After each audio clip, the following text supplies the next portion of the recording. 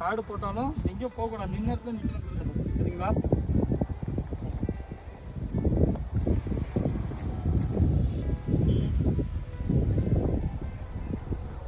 சடட்டாமா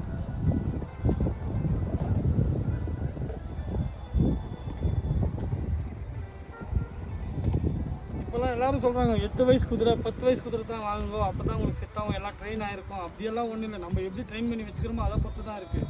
நம்ம தரமாக ட்ரெயின் பண்ணி வச்சுக்கினாக்கா 2 பல்லு குட்டியை கூட சொல்கிற பேச்சு கேட்டு நடக்கும்.